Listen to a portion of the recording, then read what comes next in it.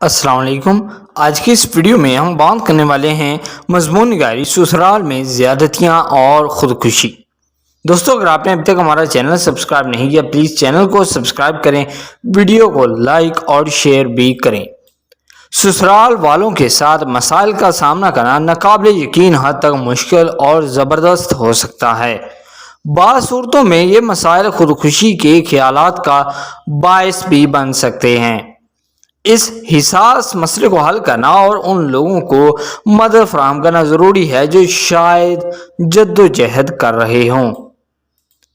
جب ہم زیادہ سے زیادہ سسرال کے بارے میں بات کرتے ہیں تو ہم ایسے حالات کا حوالہ دیتے ہیں جہاں کسی شخص کی زندگی میں سسرال والوں کی شمولیت اور مداخلت بہت زیادہ اور دخل اندوزی ہو جاتی ہے۔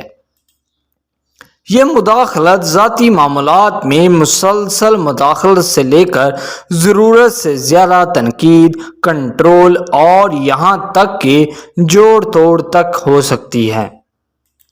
ضرورت سے زیادہ سسرال کے ساتھ معاملہ کرنا اہم جذباتی پریشانی کا سبب بن سکتا ہے۔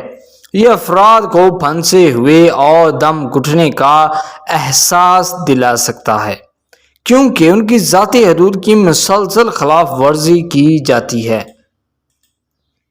مسلسل دباؤ اور دخل اندوزی نا امیدی اور مایوسی کے گہرے احساس کا باعث بن سکتی ہے۔ یہ تسلیم کرنا بہت ضروری ہے کہ خودکشی کے خیالات کو کبھی ہلکا نہیں لینا چاہیے۔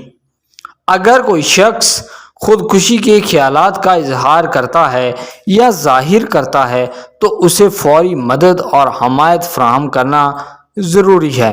ان کی حوصلہ افزائی کریں کہ وہ ذہنی صحت کے ماہرین سے پیشہ ورانہ مدد حاصل کریں، جیسے کہ معالج یا مشیر، جو اس مشکل وقت میں رہنمائی اور مدد فراہم کر سکتے ہیں۔ مزید برآں، خاندان کے اندر کھلے اور ہمدردانہ رابطے کو فروغ دینا بہت ضروری ہے۔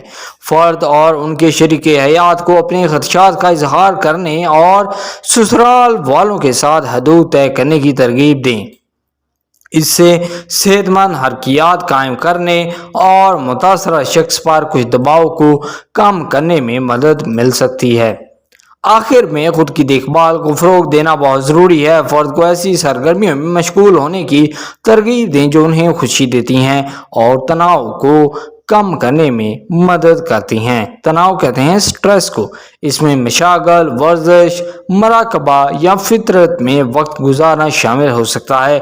ان کی ذہنی اور جذباتی تندرستی کو ترجیح دینے کی ترغیب دیں۔